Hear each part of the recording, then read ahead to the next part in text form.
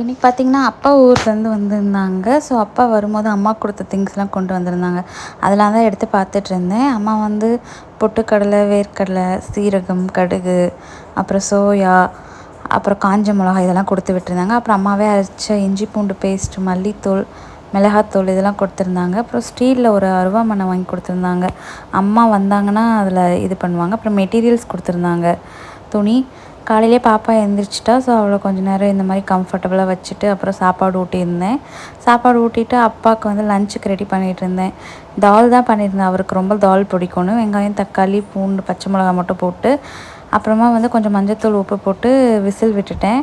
லாஸ்ட்டாக வந்து தாளிச்சிட்டு நம்ம இது பண்ணிக்கலாம். நார்மலாக வைக்கிற சிறுபருப்பு தான் வச்சுருந்தேன்.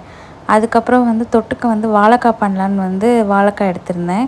வாழைக்காய் வந்து பீல் பண்ணிவிட்டு ஜஸ்ட்டு கொஞ்சம் எண்ணெய் விட்டு மசாலா வந்து வெறும் மிளகாத்தூள், கொஞ்சமாக உப்பு, லைட்டாக சாம்பார் தூள் இது மட்டும் போட்டு வந்து ஃப்ரை பண்ணியிருந்தேன். ரொம்ப ஆயில் விடலை, லைட்டாக மட்டும்தான் ஆயில் விட்டுருந்தேன். லைட்டாக தண்ணி தெளித்து வேக விட்டோடனே அது நல்லா ஃப்ரை ஆகிடுச்சு. ஸோ பருப்புக்கு லாஸ்ட்டாக கொத்தமல்லி போட்டு நெய் போட்டு தாளிச்சிட்டேன்.